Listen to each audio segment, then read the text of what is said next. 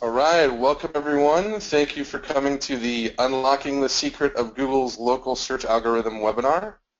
Before we get started, I do want to remind everyone that this webinar is being recorded, so we're going to go ahead and send out a replay to everyone who registered. So if you registered for this webinar, you will receive an email tomorrow with a link to watch the recording. So with that said, let's go ahead and get started. So let's introduce ourselves. My name is Cody Zamora. I'm the Education Manager here at Duda. I've been with the company for over 5 years. I've done most of our educational webinars. I write a lot of content for a support portal, do tutorial videos, trainings, etc. And I'm really excited to have a special guest with us today. We've got Andrew Shotland from Local SEO Guide. Say hello, Andrew. Hello, guys and gals. Nice to have you. Nice to be with you. All that kind of pleasantry stuff. Andrew is actually with us, with me in the Duda offices here in Palo Alto, California, and he's got a fantastic topic and presentation about some research that you guys did with compiling results with the University of California, Irvine, over 30,000 small businesses across 100 different SEO factors. It's going to be really exciting, so we're excited to get into that, but before we do, let's just go over our agenda here so you guys can see how the presentation is going to go today. So we're going to introduce ourselves. I'm going to talk a little bit about Duda. Most of you are probably familiar with Duda. If not, that's okay. Welcome to the webinar. We'll talk a little bit about who we are. Andrew will talk a little bit about Local SEO Guide and tell you a little bit more about them. Then we're going to go ahead and get into the presentation. We're really excited to hear what Andrew has to say and to hear the results of all that fantastic research. And then at the end of the webinar, we're going to save some time for Q&A. So if you have any questions as we're going through, go ahead and type your question into the questions box. We have a lot of people registered for this webinar. There's lots of you here. I apologize in advance if we don't get to your question, but we're going to do our best to get through as many questions as possible. So please don't let that stop you from typing a question into the box. And before we move on here, I want to run a quick poll just so that we can identify who all has come to the webinar today. So I'm going to go ahead and launch that now. So the poll should be running. So just select who you are, if you're a Duda small business customer, if you're already a reseller, if you're currently in a reseller trial, if you're just interested in Duda or other, just go ahead and mark who you are just so we know who's attending these things so we know how to better serve you guys in the future. So we're going to run this for few more seconds here. I think 30 seconds will probably be good. And then we'll go ahead and move on with the webinar.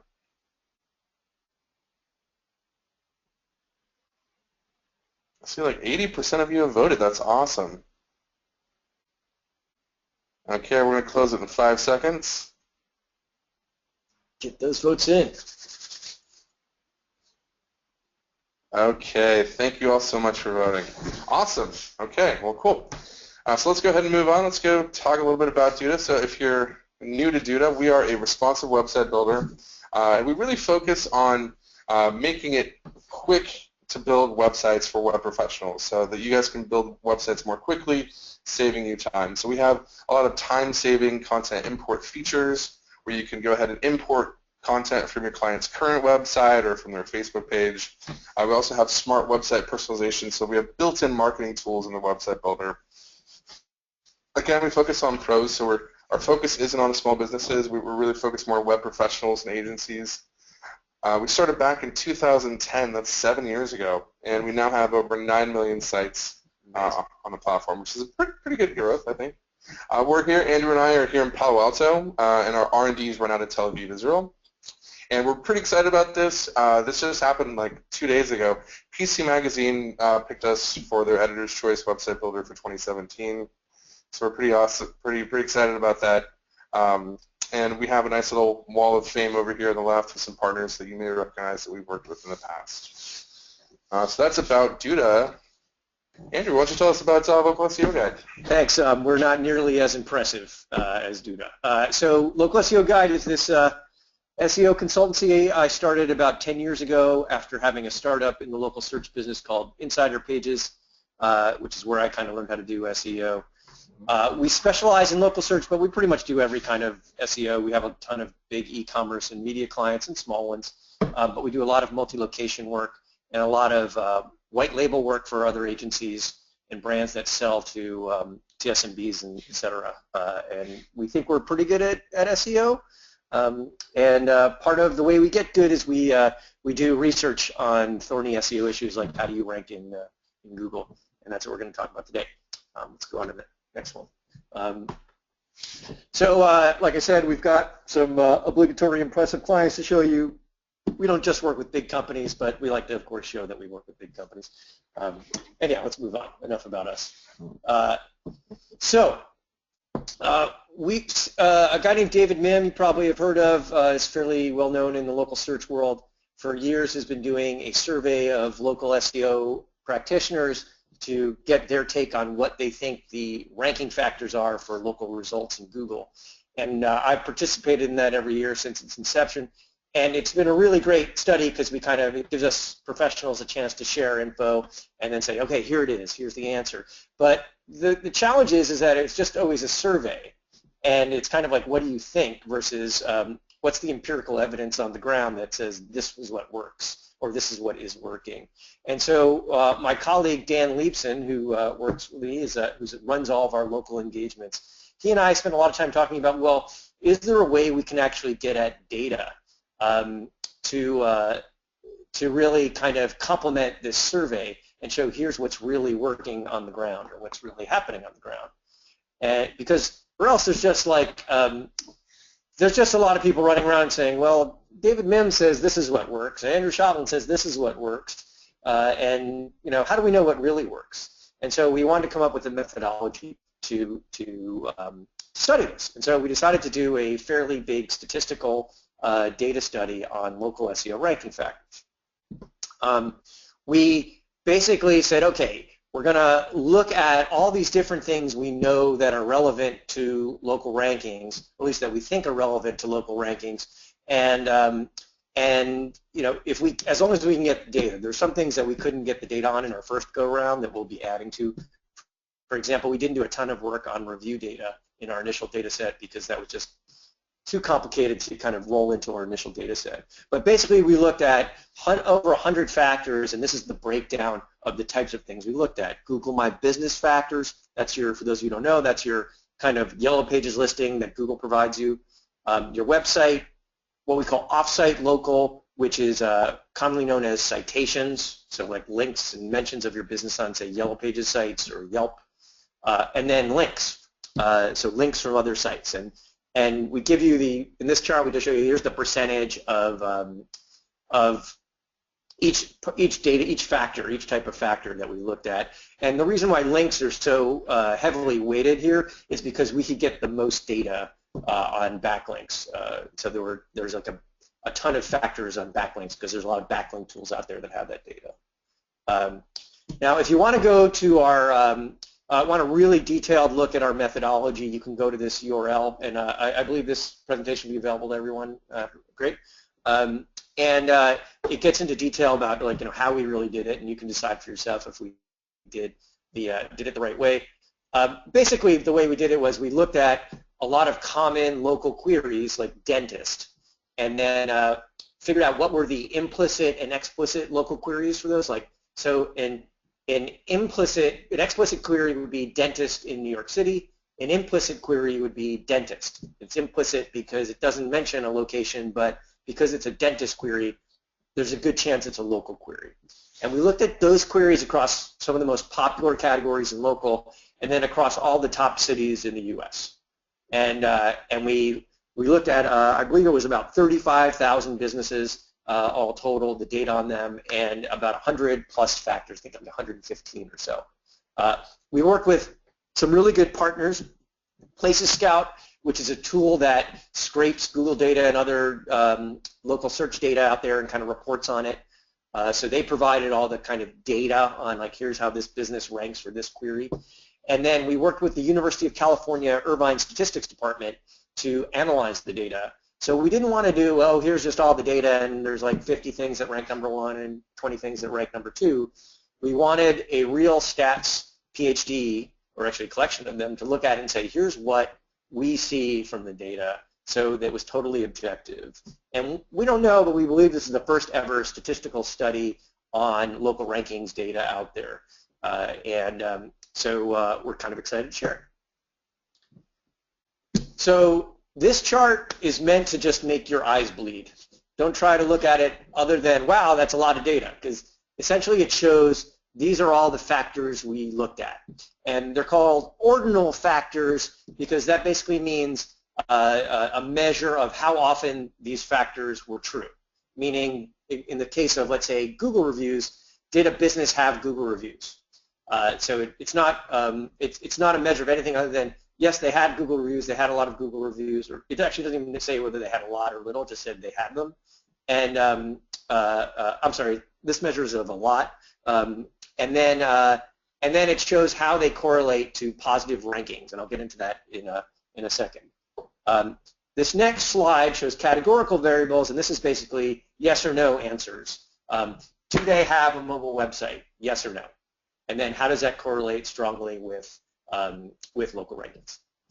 So this is the part where everyone's kind of scratching their head and going like, what is this dude talking about? I didn't pay attention in my stats class in college, or I didn't even take a stats class in college, so I don't get it. It's too much information, and I'm bored, right? And I'm already bored, right, because I've done this presentation a million times. So let's simplify it for you. For those of you familiar with the show on HBO, Silicon Valley, we're taking all the imagery from that. They have this thing called the Weissman Score. So we're calling our metrics Weissman Scores. And think of Weissman Scores as essentially a score of statistical relevance or not. And so we're looking at these different factors and saying which ones have high Weissman scores. And again, that's just a rubric we're using to make it easy for you to wrap your head around all this statistical stuff. You don't want to look at Pearson coefficients and things like that. So let's look at the ordinal variables that had strong, high Weissman scores and strong correlation with positive local rankings. This generally means they were in the top 3. They were consistent with businesses showing up in the top 3 in the local pack. And so what you see here is that citations or links from or mentions of your business on other sites seem like strongly correlating. So the big things here are total reviews and then a bunch of citation metrics. So average Moz rank of citations, average number of backlinks from citations, and average page authority of citations. Page authority is kind of a metric for how strong the page is. And so what we can see in this case, what we call offsite locals, these are the strong ranking factors for, or some of the strong ranking factors. Let's just go here. Links actually turned out to be significantly stronger than citations, which is interesting because most local SEO practitioners or gurus like myself, and that's in quotes guru, are often heard talking about the value of citations for local rankings. And they do have value, but what we typically don't hear talked about is how important links are for local rankings. Links are, it's kind of well known in SEO outside of local that links are probably one of the key things you can get, links from other sites. They're kind of the gas that makes the car go. But typically when people are talking about local rankings, Google Pack rankings, you rarely hear people say, well, it's a lot to do with backlinks. And our data shows that backlinks are actually really strong. And so these were all the link variables we studied, and you can see many of them correlate strongly with positive local rankings. So we use data from Majestic, which is a link metric or link graph measurement tool, and you can see a lot of the Majestic rankings definitely correlated with strong positive local rankings. So things like what Majestic AC rank, Majestic citation flow, Majestic trust flow, those are all proprietary metrics that Majestic uses to say this is a good link or a bad link. But also look at things like number of backlinks with city in the anchor text, number of backlinks, percent of backlinks with city in the anchor text.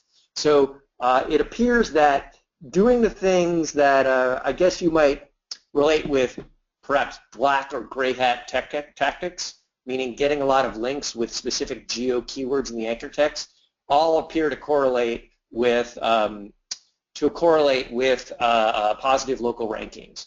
One of the interesting things is if you look at the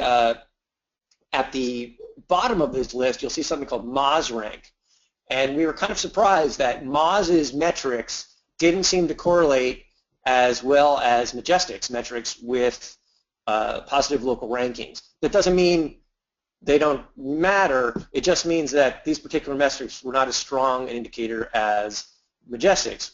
And we've had some discussions with Moz about their Open Site Explorer tool, which measures backlinks, and they are doing a lot to beef that up, I think, this year. So we expect to see that change over time. But for right now, we think Majestic's data on backlinks is really strong.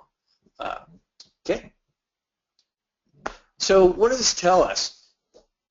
One of the things that we kind of took from this data is that the organic algorithm has, over the last 2 years, has really seeped into the local algorithm significantly. There was something called the Pigeon update about 2 years ago, which a lot of us made a lot of noise about, and it's pretty clear if you look at the data starting with that update, that organic factors started to have a much greater influence on the local rankings. And we think this is one of the reasons we think this is because, well, Google said we're merging these algorithms a bit more when it came out. And also, if you think about it, the organic algorithm has had much more investment in it than the local algorithm. Anyone who manages Google My Business pages for a living can tell you that the amount of investment Google has put into perfecting that system is minuscule compared to the organic algorithm. And so what we think is happening is that in some cases, the organic algorithm is kind of overpowering the local algorithm. And that's why we think links are such a critical metric now for local rankings.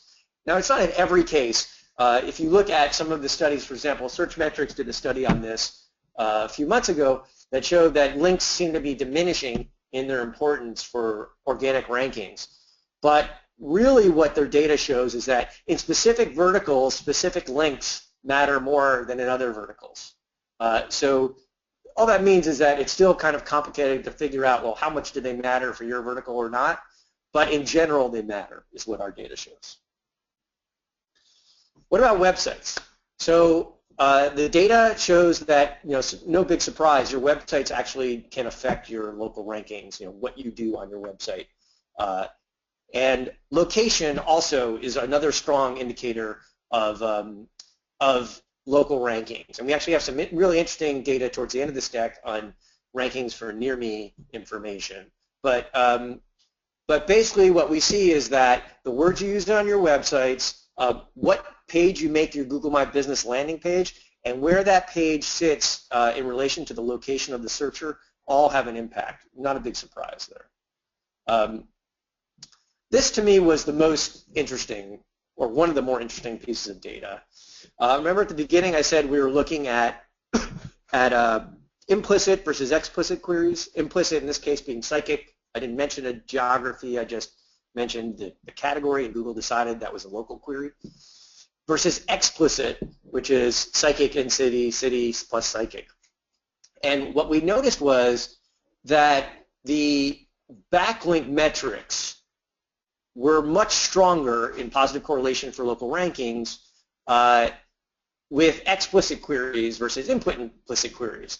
And what that told us was that when Google has a high confidence or a higher confidence that this is a true local query, its organic algorithm kicks into gear even more than when you just say psychic and it's not sure. Maybe you want a local psychic, maybe you want a Wikipedia entry on what is a psychic, maybe you want to find Psychic Friends Network or whatever. It's not as strong. The organic factors are not as strong. The other thing we noticed was with explicit queries that keyword and business name was a very strong factor in terms of the ability to rank. And so when I look at this data, what it really says to me is spam tactics tend to work, because what you see is things that spammers do a lot is they get a lot of targeted anchor text and they do a lot of keyword targeting and business name. So all the things that Google says you shouldn't be doing work really well in Google's local pack rankings. So it might be time to consider changing your business name to psychicandeastvillage.com. So what about Google My Business? You know, what about monkeying around with those pages? How does that affect things? So so again, as we stated kind of up at the beginning, Google My Business metric factors seem to definitely impact local rankings, particularly reviews.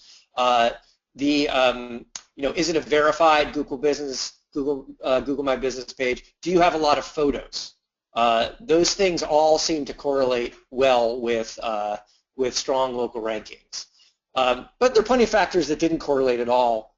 You can see all these ones that are kind of at the bottom of this chart. In fact, anything after 0.05 is generally considered a weaker factor. It doesn't correlate positively with rankings. Now we suspect that what's happening here, in the case of, let's say, reviews and photos, this might be a case of winners just winning. So as an example, a popular restaurant will tend to have a lot of reviews and a lot of photos simply because it's popular. And so it's hard to say that that's what's making it rank well versus it would have ranked well anyhow. So we have to definitely do some more digging on this. And in fact, the next run of the data for this year is going to have a lot more review type metrics that we're looking at. We also looked at, for fun, we looked at this thing called Toolbar PageRank. For those of you who have been into SEO for several years, this for years was the metric that Google supplied that kind of gave you an understanding of what they thought, how strong they thought a page or a domain was. So a page rank of 10 was like the New York Times or Google.com. And so they said a few years ago that they actually deprecated this and it doesn't work anymore. But since we had the data for Toolbar PageRank, we thought we'd run it. And surprise, surprise, Toolbar PageRank actually correlates strongly with positive local rankings. And what that said to me was that backlinks still matter because the primary driver of Toolbar PageRank is backlink metrics.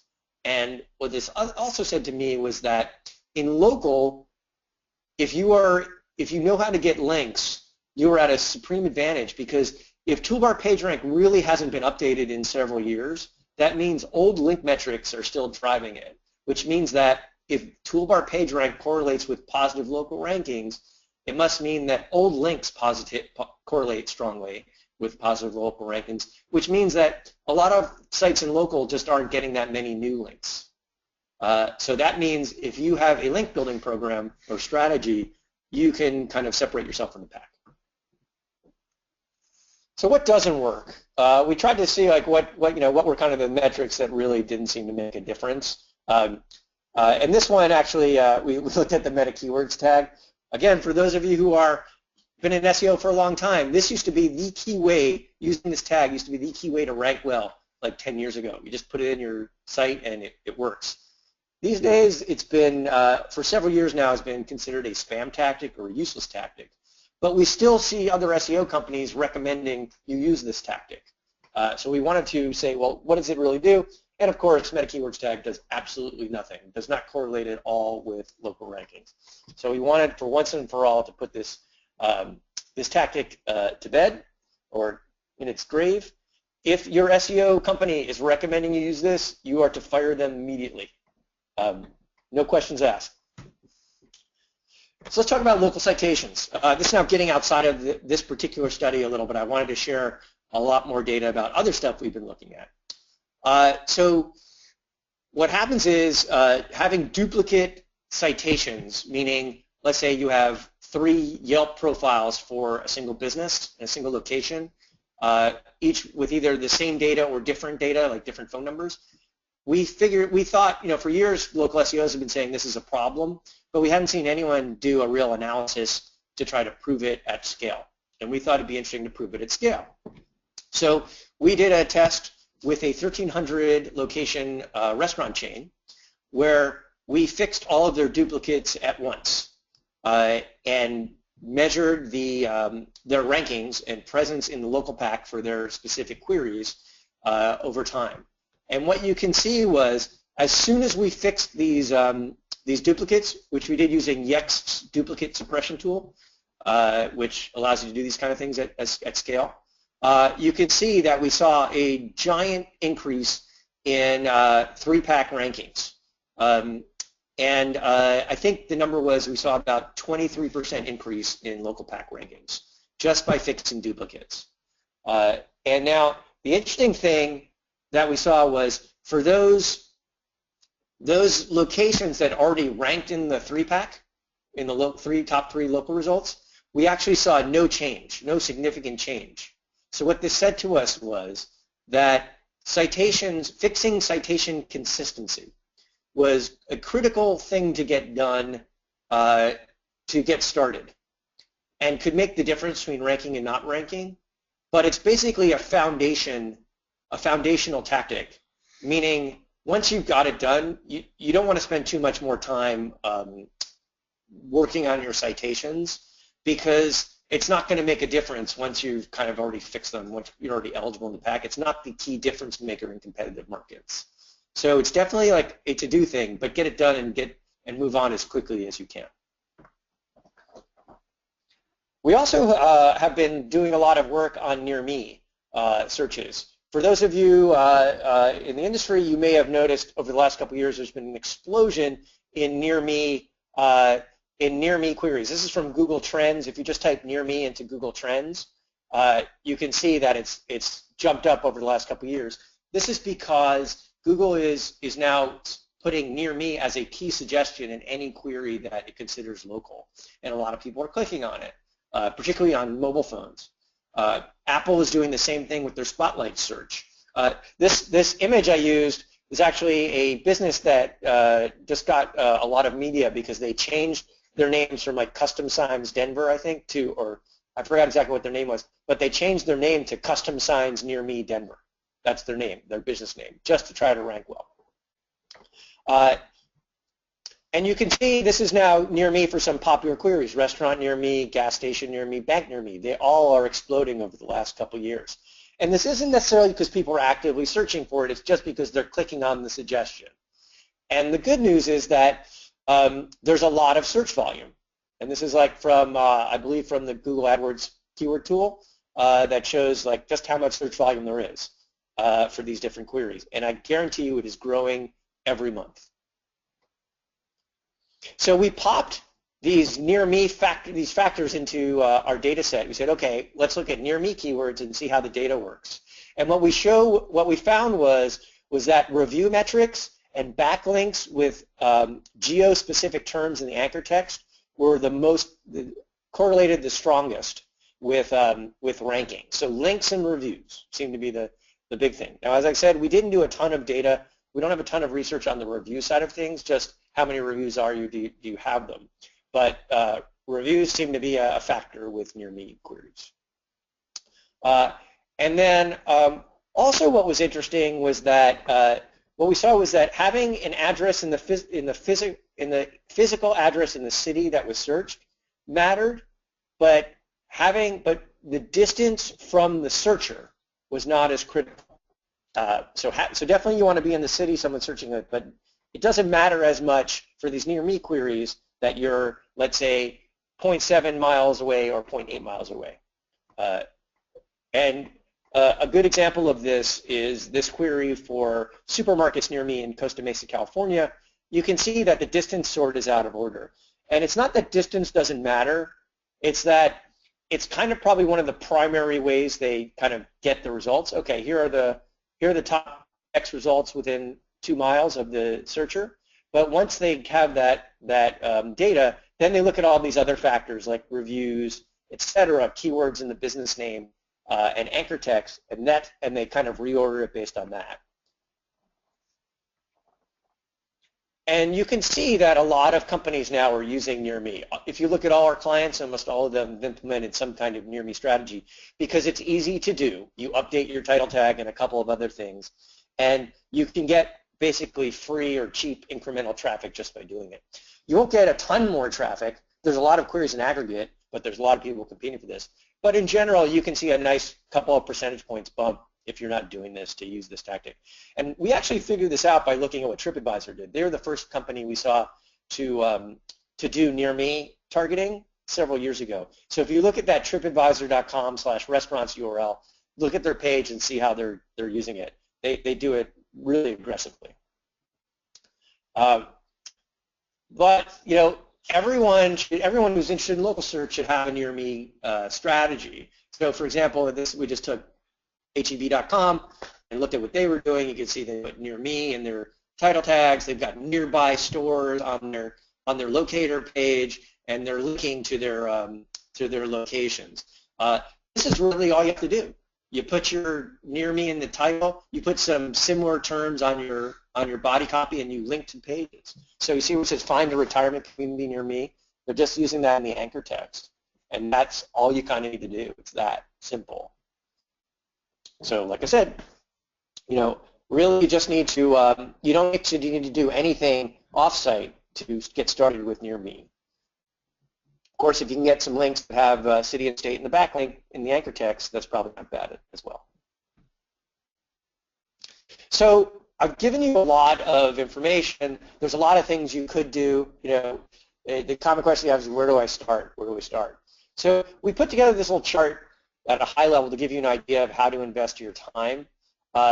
And essentially what this says is get your Google My Business stuff taken care of, get your citations, your offsite local stuff taken care of, and spend the majority of your time focused on your website, and then really the majority of your time focused on getting links. At a simplistic view, that's what you should do. And if you talk to us about how we work with our clients, that's pretty much what we do. We get all the GMB offsite local stuff and website stuff out of the way in month 1, month 2, as much as we can. And then it's really focusing on links over the next several months to try to ramp stuff up. And certainly we'll add content to the website and things like that and fix technical problems if they arise on any of these things. Like GMB, is kind of notorious for overwriting all your data one day when you didn't even know. But really, you want to be focused on getting links. So what's coming up? Well, for those of you who've been paying attention to SEO news, a few months ago, Google announced that they're going to start doing something called mobile-first indexing, and they were kind of vague about what that meant. Our interpretation of what that meant is that your mobile page, your mobile site now is going to become the primary way Google decides on what to rank. So what we're doing now with all of our clients is figuring out how to get as much of their desktop content onto their mobile pages. Now, if you already have a responsive site, you're kind of covered. But we work with a lot of kind of bigger companies that still have MDOT URLs, from 10 years ago, and we're trying to get those now merged. So if you're working, I guess, with the Duda site, which is already responsive out of the box, I think you're covered. You don't have to worry about it. And as best we can tell, this mobile first thing hasn't really started yet. So it's not like mission critical. If you don't get this done now, you're screwed. But sooner or later, you're going to have to do this. So if you're thinking about a mobile plan for this year and you're not going responsive, you probably should rethink that. So to sum it up, we're going to use one of my favorite business presentations, the conjoined triangles of local SEO success. Really what you need is you need your website, you need your links, you need your offsite local and Google My Business, and then you need to focus on relevance. And relevance could be whatever you want it to mean. In our mind, it means, are you getting links from the right sources? Are you getting links with the right words in the anchor text? Is your GMB and your citation categorized correctly and in sync? And then are you creating an experience on your website that is going to engage users, answer their questions, meet their needs? Nothing radical. So all this data really adds up to, the same old stuff SEOs have been telling you for years. But what we loved about the data was it really gave us specific tactics to really focus on. So things you can do tomorrow or today. Make sure your citations link to the right page. So we see a lot of Google My Business pages linking to the home page when they have multi-location pages and not linking to the location page. Link to your location page. We've seen just doing that have a significant impact. Make sure you're not sending your citation links through redirects. Google has gotten better about those in the last 6 months or so, but we still see cases where you're sending a GMB page to a 301 redirected URL, and by making it a direct link, we see improvement in rankings and performance. Same thing, like we just saw this the other day. Make sure your Google My Business landing page doesn't canonicalize to a non-existent URL. We saw a hotel chain that had all of their location pages canonicalizing URLs that 404. So check your canonical tags. Update the title on your Google My Business landing page. You know your current one's below. Make them more targeted. Promote local events nationally. This is like an easy thing to do. There are a bunch of event sites like Eventbrite, Eventful, etc. And if you're having a local event, it takes 2 seconds to update your local event in those sites, and they get syndicated out all over the place. And then near me strategy, as I've just walked you through, should be really simple for you to implement. Other things you can do, you can use schema markup. This is kind of a little more technical to help Google differentiate if you have multiple brands. So in this case, like for IG, they have multiple hotel brands. Using schema markup on your pages to say this is this brand, this is that brand can be really helpful. And here's a little hot tip that we just figured out last week. If you're going to use schema, ask your web developer about something called JSON LD, JSON-LD. The reason why I'm mentioning this is we had a client that had a lot of problems in Google with schema markup that they were implementing on their page level, meaning they were just putting in a tag that said schema.org, blah, blah, blah. And I know this is Greek to most of you, but trust me, just write this down. The minute we implemented JSON LD, it solved all their schema problems on a huge website overnight. So just write JSON LD, search Google JSON LD, there's a URL in there, send that to your web developer and say, please implement our markup this way. Fix your store locator. Pretty much every brand we come into contact with has a broken store locator in a million different ways. Yours is broken. Fix it. Improve internal links to and from your location pages. These are critical pages, especially the bigger the site you are. These are pages that get a lot of external links from like Yellow Pages sites and things like that. They can help power the SEO on the rest of your site. Go responsive, and then test in what we call a store within store strategy. As an example, if you are, let's say, a Walmart, or actually, yeah, Walmart. Let's say you're Walmart. You could be categorized as a department store, but you could also have a pharmacy inside your store. That pharmacy could be its own Google My Business location. That's called a store within a store strategy. And so figure out what stores you have within your store that you can create Google My Business pages with, because that can add more targeting for you and more traffic. I think that's all we got. Oh. I've given you some links to our website, to our blog that has a more detail on these two different studies we did, the local ranking factors one, and then the near me one we just published a couple of weeks ago. So feel free to go check those out, tweet them, of course, and then if you have any questions about them, you can find me on our site and on Twitter. And like I said, we're going to have more, another run of the data coming up soon. We'll be presenting at SMX West, so we're kind of excited to share that information. And here's the info where you can find me. And again, if you have any questions, hit me up on Twitter or send me an email. Thank you for listening. Fantastic. Thank you, Andrew. It's a tough act to follow, I gotta say. So like Andrew said, if you're going to looking at where to prioritize your efforts, knocking out Google My Business and your offsite citations, and then focusing on your website. So if you're interested in building websites for other people and you're looking for a professional tool to do so, we'd encourage you to consider using Duda.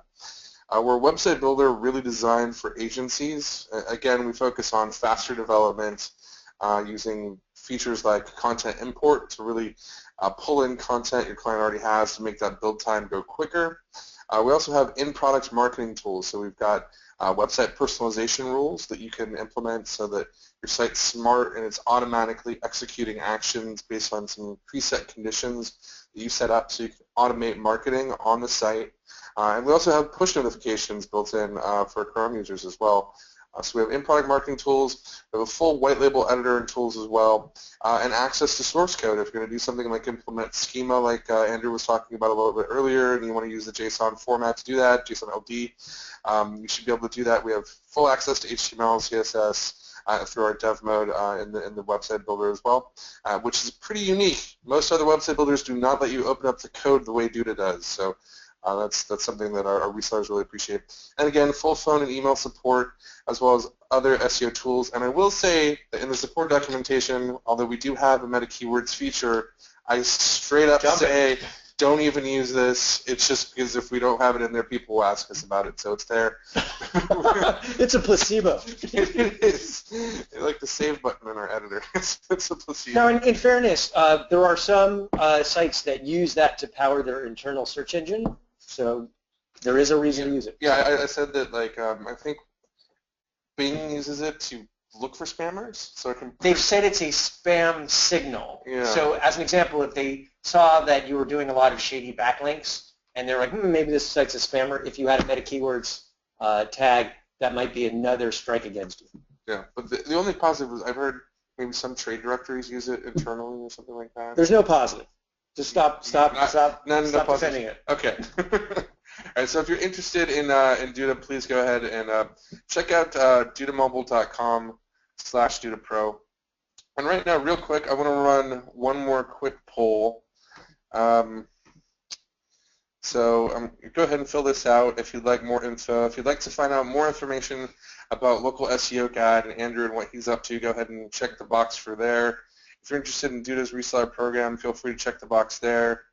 And if you're a small business and you're interested in building your website with Duda, go ahead and check the box there, just so we know who's interested in what. So we'll go ahead and give you guys a few seconds to fill this out. You can select more than one.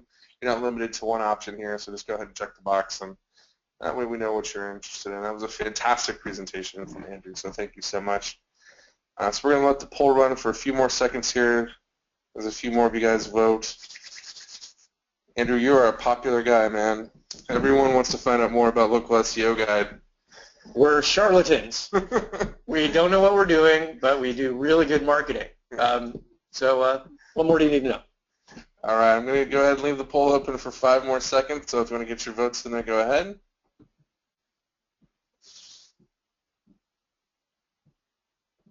Okay, closing the poll. All right, thank you guys so much.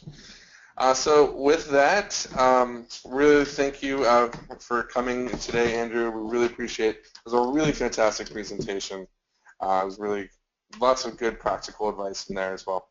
So guys, if you have any questions for Andrew, if you have questions for me about Duda, Local SEO, Trump, whatever. No questions about Trump, please. Go ahead and type it into the questions box, and we'll do our best to answer your questions. Okay, one question about Trump. Right. I'll take one question. All right, let's see.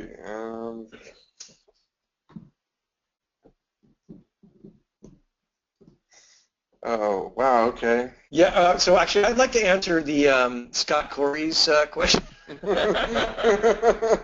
So the answer is unequivocally yes, Scott. Yep. And we can catch me on Twitter and we can continue that conversation. Yeah, that and jelly beans. All right. Linda's asking, the U.S. Census reports that 51.6% of businesses were operated primarily from the home in 2015. How does Google handle companies who don't wish to reveal a street address? You can hide your street address in Google My Business and in several other local directories. We don't necessarily recommend you do that, as there's been some negative connotations with ranking connotations with hiding your business address. But it's totally your call, right? If you don't want people to find you. Both Google and Apple Maps, which is we didn't really talk about Apple, but we've done a lot of work on Apple. Apple Maps has a huge amount of local search traffic. They both claim they don't want businesses to show businesses at residential addresses, but they still do. Okay, good answer. Just so you guys know, I know a couple of you have asked if we were recording, and yes, the webinar has been recorded. And so since you've registered, you will receive a replay. So we'll go ahead and email you tomorrow with a link to watch the replay, as well as download this deck as well. So you'll be able to do both. Joel's asking, what is the most powerful benefit in your local listing? Quality authority reviews. Is an AMP-powered local site really carrying a lot of weight? Also, if you're starting with the top things you would do to rank your website if you're a law firm. Wow, that's quite a question. Actually, can you, oh, there it is. Let me see the whole thing.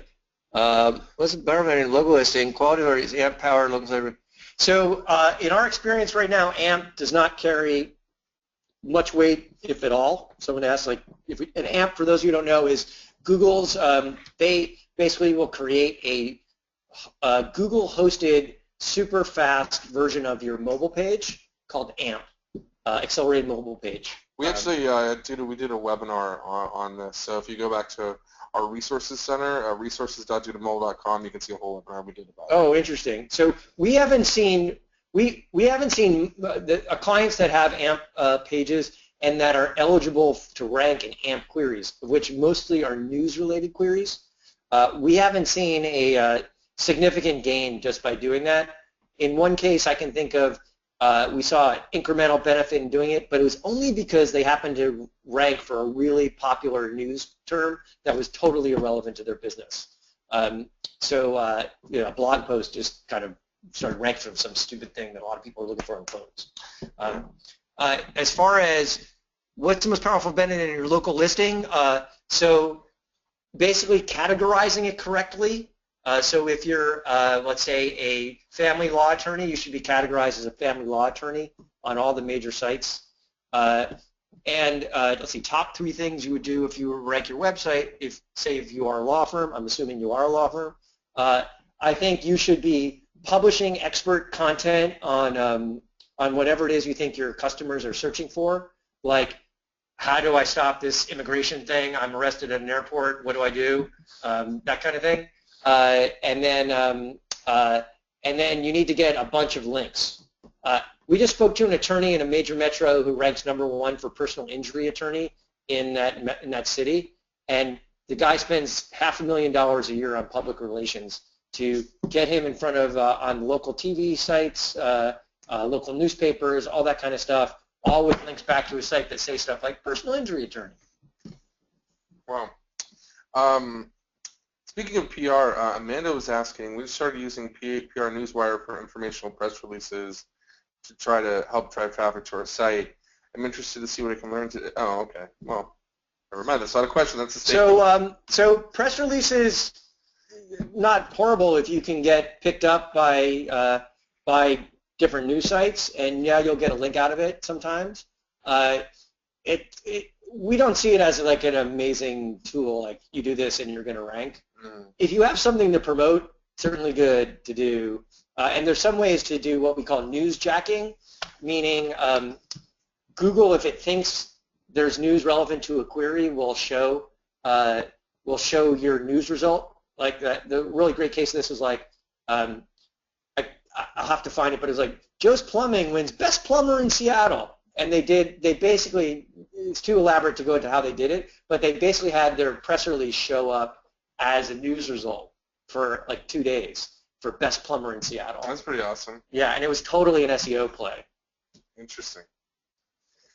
Bill's got a question for you. He says, Andrew, how does one become a reseller of white label SEO? Oh, you just hit our contact form, and we're happy to tell you how you do it. That's how you do it. All right, Bill. LocalSEOGuide.com/contact or Andrew at Local SEO Guide or info@localseoguide.com. Richard's saying we're using a company that claimed we needed to be submitted to, let's say, 12 organizations to get seen on the local web. 9 months into the promise, they had not done what they had promised. My host noticed. Prepared to set up with another company ASAP.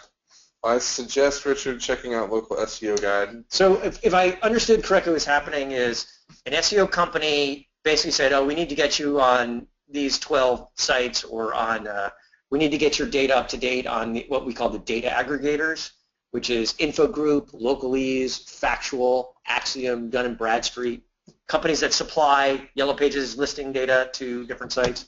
And we see this happen a lot. Getting your data up to date on these aggregators is definitely a good thing to do. It can prevent a lot of stupid stuff happening. That said, it's not 100% guaranteed that it will prevent it, because the data aggregators have their own problems. So as an example, submitting your data to all these guys may create more duplicates because they screw up when you submit it.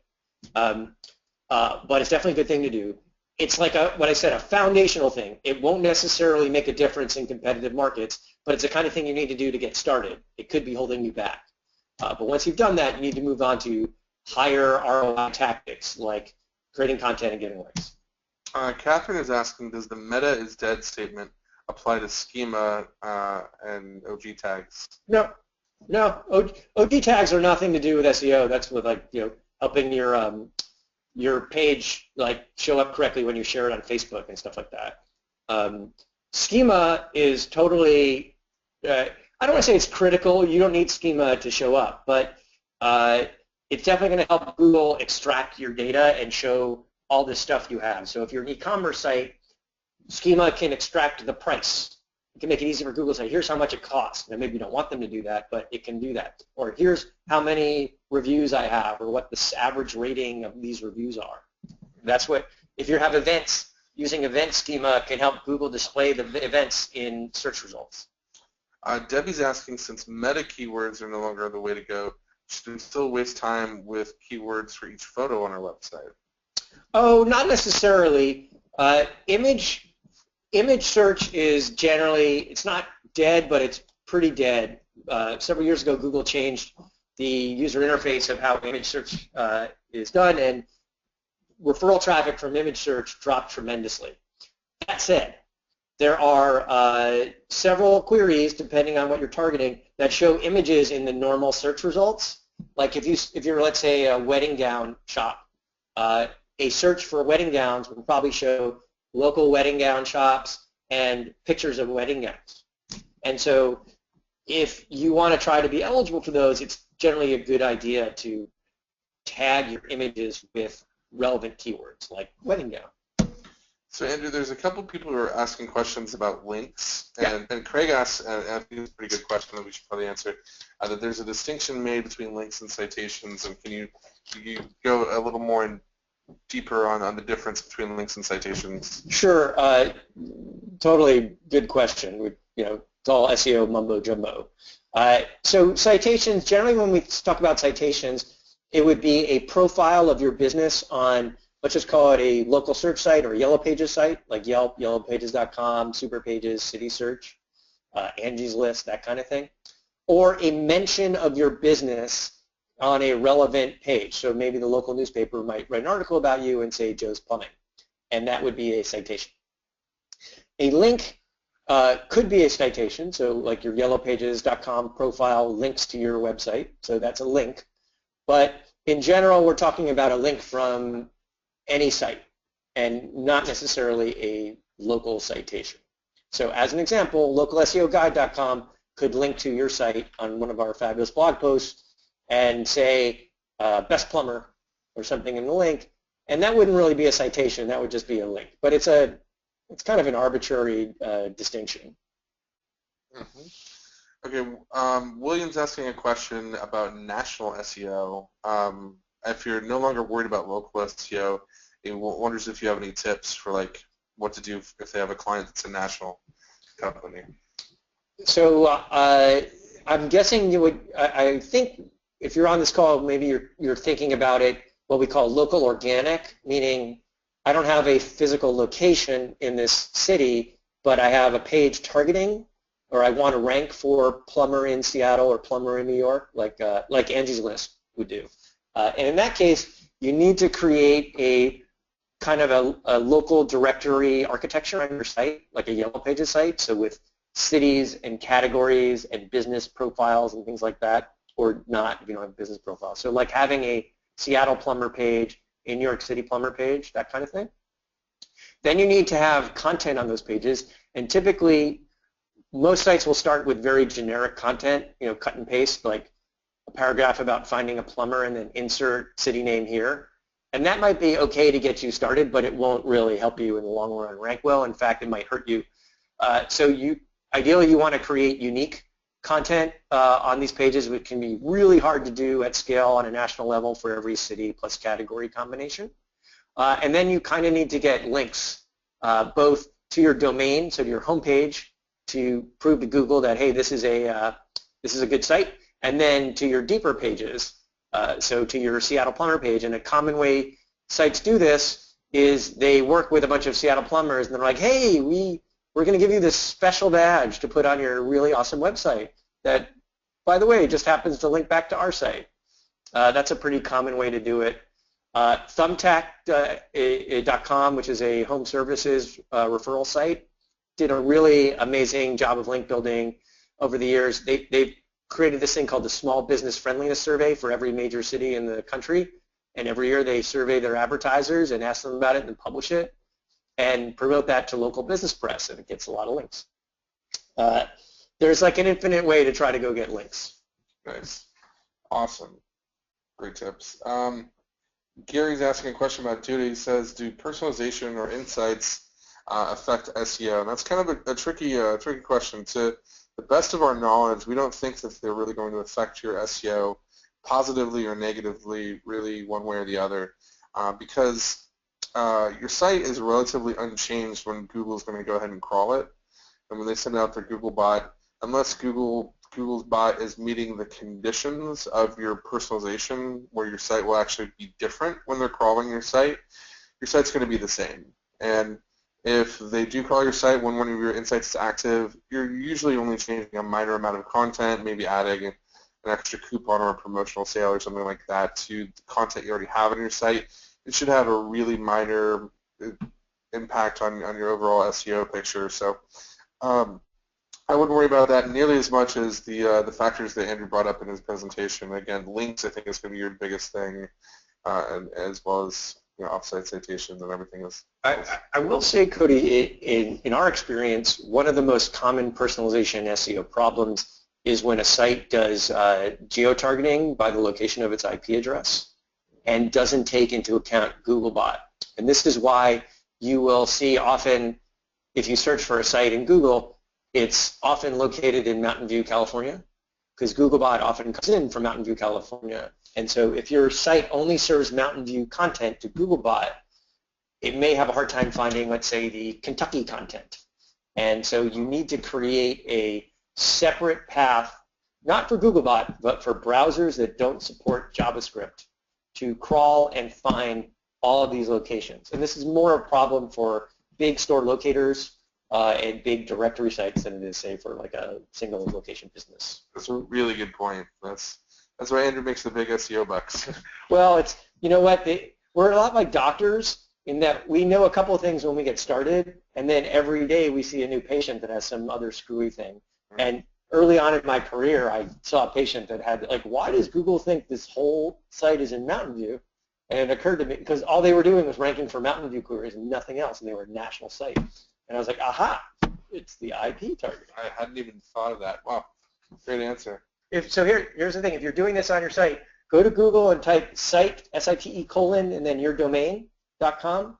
And if the first thing shows up is a specific city, be it Mountain View or whatever, you know that there's probably something going on like this. Excellent. Amanda's asking what sites you use for events national. I think you said Eventbrite. There's a few, Eventbrite, Eventful. What's the other one? There's like three big ones. I can't remember the name of that one. Just go to Google and type event sites, and you'll see one. It has a screwy name, like where is it here or something like that. Sean is asking, I typically hide content from the mobile site on Duda's responsive site. Will that have an effect on rankings for Google's mobile indexing first algorithm? I would say potentially, yes. Andrew, what do you think? Yeah, I believe some of the Google representatives talking about this on Twitter came out and said, yes, that'll probably be an issue. I think they were a little bit waffly on it. So I would that's what I would call a sleep at night issue, meaning, I don't know, and maybe wait till you see that this mobile first thing has been released and see how you do. And if you're doing poorly, then you might want to fix that because you want to eliminate it as a possible cause because you want to sleep at night. And in SEO, there's a lot of issues like that. Where I don't know if it's a problem. All I know is it looks weird, and I want to sleep at night. So can we fix it, please? I like to sleep at night. Yeah. I'm a big fan. Ace is asking if Duda allows JSON LD. It's JSON, and I believe that we do, actually. If it's all in-page, you have full access to code. So you can go right to the dev mode, and you can go ahead and enter that code in. If you don't need server-side access to do that, then you're going to be fine. But I can double-check on that for you. If they don't, I think they just prioritize it in development. Yeah, exactly. And sorry, my question is not complete. Oh, let's see. Oh, well, and that is quite a lengthy question. I don't know if we'll be able The answer is yes. The answer is yes. Apologize if we're not able to get to that. Andrew is saying, store in store, Google My Business is kicking back as a duplicate location. How do you bypass that? Try a suite number. Yeah. So guess what? My tool rental thing is in suite number A. Nice, okay. Al, yes, you guys, the webinar has been recorded, so we will be sending out a link to the recording.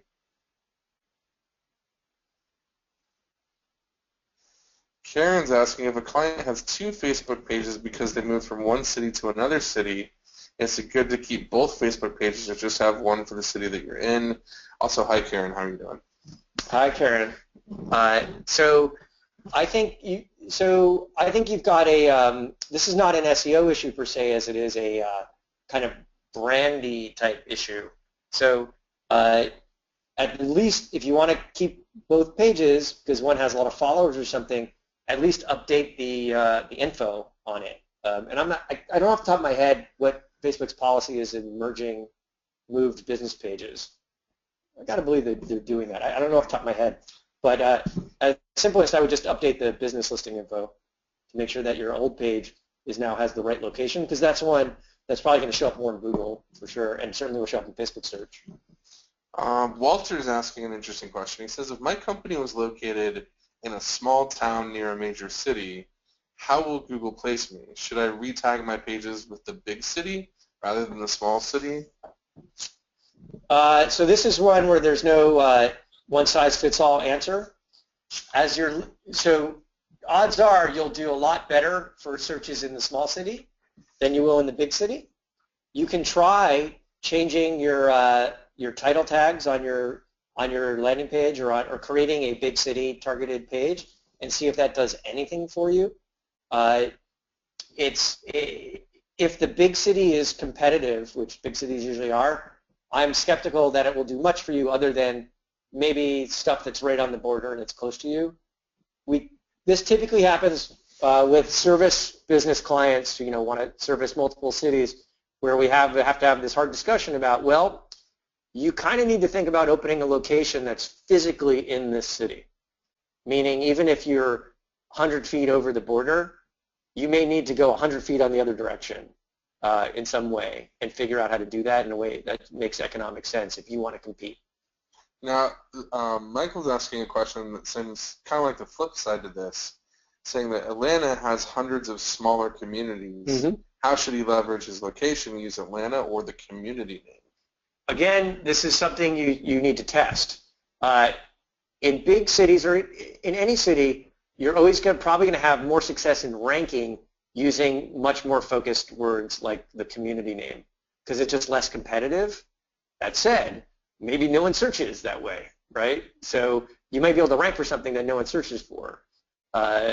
Whereas if you're going for the city name like Atlanta, yes, it'll make it more likely that you'll rank for Atlanta keywords, but if everybody else is going after those keywords, that means you're going to have to be that much stronger with both backlinks and other factors. By the way, one of the factors I didn't touch on is what we'll call user engagement, because it's very hard to measure.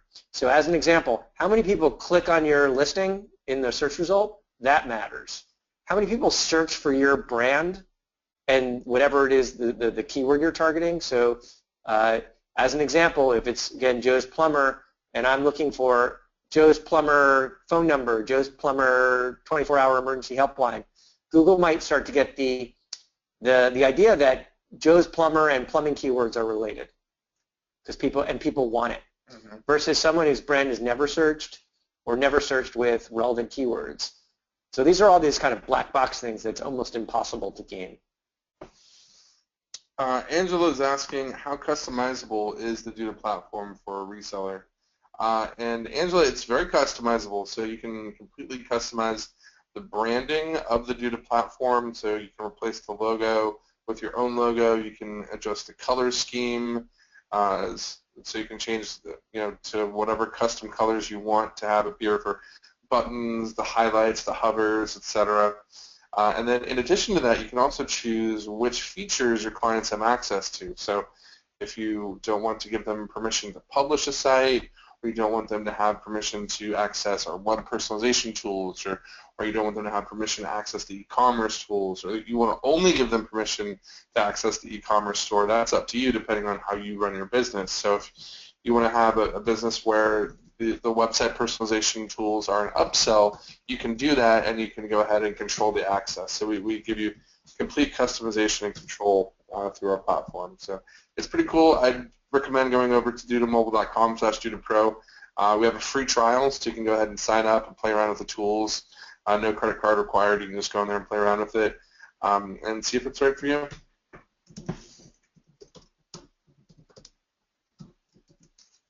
Amanda, about your issue with JavaScript being added, locking up the editor, I'd go ahead and write into the support team. They can probably help you out with that.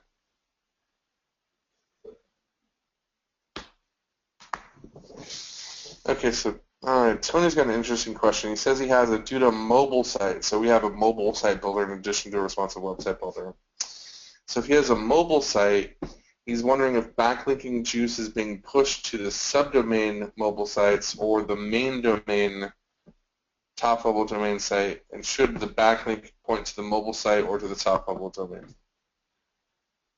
Interesting. This is actually a big question that people have been hammering Google about since they announced this mobile-first index, because who links to a mobile site? It just doesn't happen. So I don't know that I'd stress out about it too much, because I think if Google overnight switched to like mobile links matter, it would break every search result pretty much. So I think as long as you're doing the proper connecting your desktop and mobile URLs with tags in the code, it shouldn't matter. Mm-hmm. But of course, I will feel free to revise my prognostication when this index comes out and it changes everything dramatically. Max says, thank you so much for your time. Rick says he's interested in your white label program. Thank you, Rick. Awesome, Rick. Just localseoguy.com/contact. Terry's saying, so on getting links, if I'm a carpet cleaner and a carpet manufacturer puts a website link on their site, that would be a high-rated link, correct? Sorry, say that again. I'm a carpet cleaner. Yes, absolutely. So very, very common thing we do with all clients on like day one is, hey, do you have any friendly vendors who can mention you on their website? Give them a call. Get the link. Is Yext type companies a good alternative for citations? Yeah, it totally depends on what your issue is. We use them, so they're a client of ours, so we're kind of biased a little bit. But we use them because it's one of the few systems, listings management systems, that works at scale. So for like 1,000 locations, you push a button and it works. And Duda, we like Yext as well. We actually did a webinar with them last year, so they're good guys. Yeah. There's a lot of listings management solutions out there. It's all about how much time you want to spend in it and what your budget is and that kind of thing. So Gary says he has some great cookies over there and wants to know if we want one. Gary, I would love to have one of your cookies. Unfortunately, technology is just not up to par, so I'll have to wait for another day. Robin's saying, I'm hearing that AMP is going to be a big ranking factor for Google. Is this true? And I think Andrew touched on this a little bit earlier. I think right now it's mostly for like news publishers. It's right now it's news, queries, recipes, and entertainment, I think, are the main things that AMP's being shown for. We've had conflicting data. As I mentioned, in some cases we've seen it be additive, although the traffic was kind of worthless. But in other cases, what we've seen is it totally destroys user engagement because the pages are so stripped down. So you might get 100 more people come into your site, quote unquote, but your page view per visit tanked because they just click in and click out because it's just like a stripped down page. And then Google makes it really easy to go back to the search results because they have that bar at the top, yeah, a little X. Like I feel like I'm still on Google. I'm not actually going to a different And if you have any type of conversion thing, I don't think they've solved that problem yet. Like you can't go to a shopping cart via AMP or anything like that. So I think it's really imperfect solution. I think I would worry about, can I make my my mobile pages fast? And I assume Duda makes them fast. Yes, we do. So faster is better. And Andrew, correct me if I'm wrong, but I think that because we did a webinar on Google's AMP project, right? And we saw that Google was claiming at the time that the only SEO benefit from it, was not using AMP itself was not going to be an SEO indicator, but the speed boost from using AMP would be the indicator. Is that something that you found to be consistent? Oh, you mean because the pages are faster, they'll rank better? Because they're faster since you're using the AMP framework. I haven't. Again, like so we've definitely seen clients where we've sped up their site and it's made an impact on rankings, for sure, outside of AMP. That said, I don't think you can safely say that because I'm using AMP, I am ranking better, at least in the cases we've seen. I think it's more like, it just seems like, oh, it's Google, it doesn't improve ranking, it just makes it more relevant to some queries. But we haven't seen it. There's one publisher, actually, let me contradict myself. I heard one publisher from Condé Nast, like a food site, said that they saw an average increase of 1.9 positions by once they launched AMP. But when I spoke to him after he gave that presentation, it was pretty clear they did a lot of things when they launched AMP. They didn't just do AMP.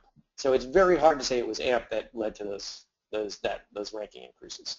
So I don't know. We implemented AMP on localseoguide.com. It didn't seem to change anything other than we started ranking for some news queries that were relevant because I wrote some stupid post about Trump and his web designer, and I started getting a lot of people looking for Trump and web designer.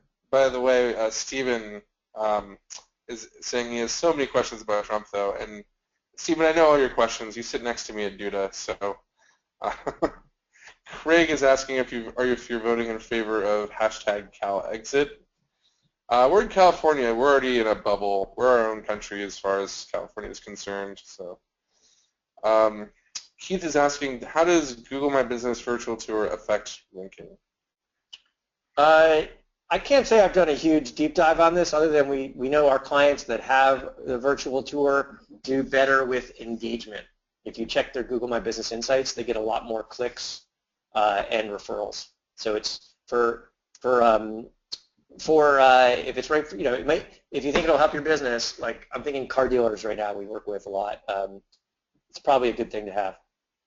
Okay, I know we're past the hour. Andrew, do you still have some time to stick around, or? Yeah, I can go. Be respectful. Give me, I'll give you 10 more minutes. We'll do 10 more minutes to stick around because I know there's still quite a few people here. Okay. We have over 200 people still on the call here, so let's we'll try to get through some more of your questions. Mm-hmm. Yes, you will be able to download the presentation and the webinar.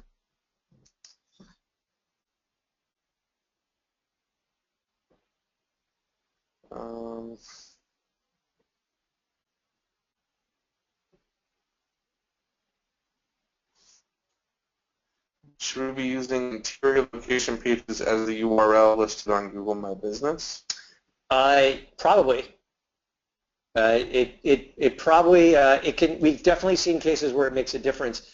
One of the things you can do is try to gauge whether what page is the strongest for a particular geoquery. And I'll give you this example.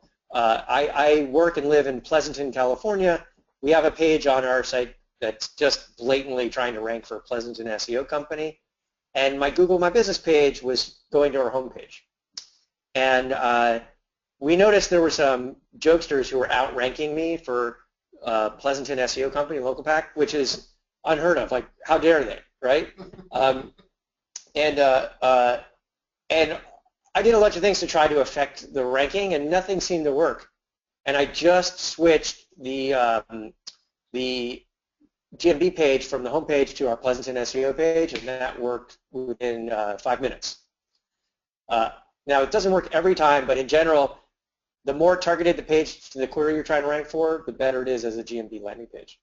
And one of the things about that led me to do that was I did a query I did site:/localseoguide.com's Pleasanton SEO company, and my Pleasanton page came up first, and then my home page, which said, oh, this one's stronger, probably. Maria's asking a good question. She says, can I get SEO assistance even though the website that I have was not built using the Duda website builder? Absolutely. No, sorry, Google won't accept it. You're better off shooting for Bing. Yeah, actually, Google's going to cancel the rest of the internet. It's not we work on lots of sites that have nothing to do with Duda. It's surprisingly enough. Let's see. Richard's saying, I create links from my other websites that have the same IP. Do they not count as much? I think they count. It's just a question of how much they, what percent of the backlinks do those make up of the total backlinks? And I'll give you a real-life example.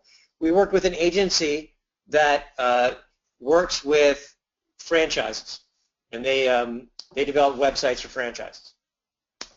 And each one of their websites says, powered by XYZ, and then with their keyword, which I believe at the time was internet marketing or something like that. But they didn't have really any other good links from outside of this network of all these sites that they hosted, so all the same IP address. One day they wake up and they have a message from Google and Google Search Console that says, we are warning you about when you have what's called a manual spam action notice. And they stopped ranking for anything in Google, like within hours. And we believe it's because all the links, all of the significant links they have, one, were kind of targeted at commercial phrases like internet marketing, and two, were all from the same IP address and clearly controlled by them. We told them to take all those links down, and within 7 days they were back in the index. They weren't ranking for internet marketing, but they weren't ranking for that anyhow. Nice.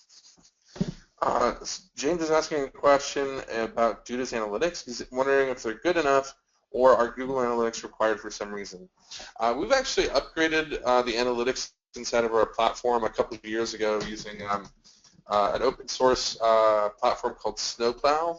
They're pretty robust, pretty in-depth analytics going through recording all sorts of events that happen on your site, so you can see when traffic comes in, where they're coming from, what pages they navigate to, and then it also ties in with the insight marketing tools built into Duda, like our website personalization tools, so you can see how many views or clicks your personalization rules that you set up get as well. So it's really tied into the Duda platform. That being said, there's really no reason not to also use Google Analytics if you want. It's really easy. You can just enter your UAID into the site settings on Duda and then also record that information on Google Analytics. There's no reason not to have a couple different views of the traffic on your website. It doesn't hurt you, it doesn't cost you anything, so why not check it out? So go for it. Just don't use Adobe Analytics. It's the worst. Oh, man. Sorry, Adobe, if you're on the spell. Samuel is asking, if I built a new site on Duda using the same website address, will it auto-transfer from my homestead site? Samuel, no, I don't believe it will auto-transfer. In fact, I'd recommend talking with our support team about how to get your site onto Duda if it's currently on Homestead. I love that there's a site on Homestead still. I remember when those guys started. It's really taking me down memory lane. So kudos to you. Nice. So this is more of a speculative kind of question, but I'm curious to hear your response, Andrew. Mantis is asking what your opinion is on Google's deep learning. Do you think it's important now, or that's still a few years out, or what's your thoughts on that? I assume you mean like artificial intelligence type stuff, or like all the buzzwordy stuff that certain SEO people are like touting all the time with like machine learning and rank brain. Yeah, exactly, yeah. Like, stop worrying about that stuff. It's just noisy. Sure, maybe Google's getting smarter about results, but it still needs to find those results from somewhere, and those are going to be your websites. The challenge is there's a number of queries, if I'm addressing what I think is your question, there are a number of queries that are easily answerable by a machine, meaning like how much does Donald Trump weigh? And because that data is available, Google will just show it without sending anyone to a website, or what's 2 + 2. So those kinds of queries are quickly dying for websites. If you see a lot of traffic to that kind of stuff, easy for machines to replicate, you're going to stop getting traffic for that. But things that are hard for machines to replicate, like, well, how do you screw in a light bulb? Well, maybe that's easy to replicate, but how do you screw in a light bulb the right way? Is those kinds of things, there'll still be a lot of opportunity. And there's been a lot of talk about voice search taking over and people freaking out about it. And I think voice search is going to become a big thing in search. Like more and more people are going to keep doing it. More and more people are going to be using Google Assistant and Siri and things like that. But if you think about the majority of local searches, the majority of them, a voice search can't effectively meet my need. It might be able to tell me when this restaurant's open or how to find the restaurant, driving directions, but it can't tell me, well, I don't know. Think about a question that requires a lot of interaction to answer. Well, what's your vegan menu look like? What's on sale today? Do you have any room at 8 p.m. for 8 people, 2 of whom are allergic to nuts? Like, there's plenty of weird queries that all this smart stuff isn't able to answer that requires someone actually going into an interface and searching around or jumping on the phone and talking to someone. And I believe there's still a huge amount of traffic, at least in the next few years, for those kinds of queries.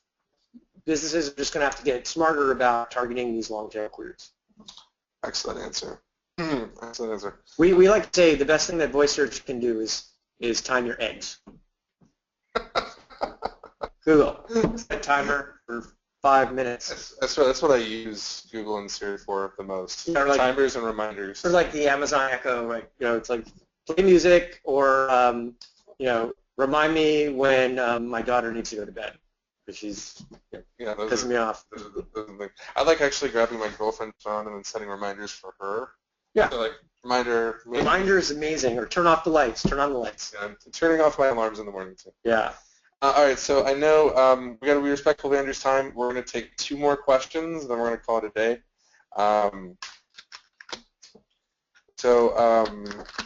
Let's see. There's. I had the question set up. Oh, actually, let me put in a little plug. If you are enjoying this webinar, found it useful, please retweet my Twitter handle. At Local SEO Guy is genius. That's always good. All right. Yeah, please do that. Or damn genius or whatever. Yeah. Good-looking genius. A good-looking, fantastic genius. All right. Kenneth is asking. He's prospecting for web page redevelopment opportunities on existing pages. So you're trying to make some sales. And he's looking for an easy way to determine if meta tags are still being used on the prospect's page. Since he's a sales guy, he'd like to know, he's looking for an in. My recommendation, Kenneth, would just be to view the page's source. So on your web browser, if you go to their website, go to the view menu, go down. If you're in Chrome, you'll have to go to developer and then source. And you can usually see it right at the top part of the code. You'll see in the head section, say meta keywords equal blah, blah, blah. Right. Now, I don't. The presence of that is not an indication of anything because it could have been there for 10 years. So just having that is not a sign that, oh, this guy doesn't know what they're doing. Just like, they didn't feel like changing it. A couple other things you can try. There's a tool called Screaming Frog that costs about $200 that you can download, and you can point it at any website, and it can extract all the code stuff. So you can say, find the meta keywords tag, and it'll show you. There's also, if you're doing scale prospecting, there's a company called vSplash that does this, basically looks at SMB websites at scale and gives salespeople all this data on them. So you can say, they don't have a Facebook page. I can go and sell them a Facebook page, that kind of thing. Nice. It's called vSplash. And the last question here, I think, and this will be... and keep those genius tweets coming. All right, so... thank you, Craig Backus. Do the math. Someone's asking here, Debbie's asking, is it even advisable for a small business to attempt to handle their own SEO at this point, or is it necessary to hire a firm? Well, it's like anything else. Here's how I like to say it. It's really easy to unclog your own toilet, but who wants to do it? You want it done right by someone who enjoys sticking their hand in a toilet. So if you're into it, you can do it. It's not rocket science, although sometimes it can feel like it. And maybe when you hit a wall, then you could ask a quote-unquote expert for some advice.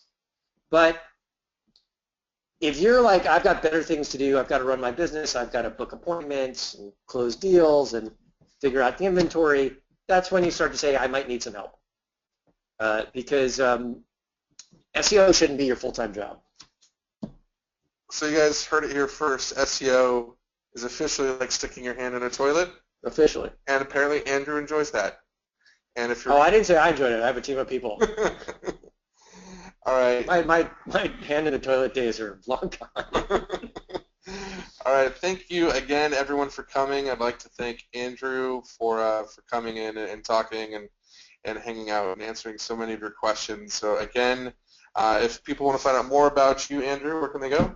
LocalSEOGuy.com, my Twitter handle, @LocalSEOGuy. Occasionally I write for Search Engine Land under local column, and those are usually the best places to find me. Excellent. Thank you, everyone, for coming, and we'll see you guys at the next one. Thanks.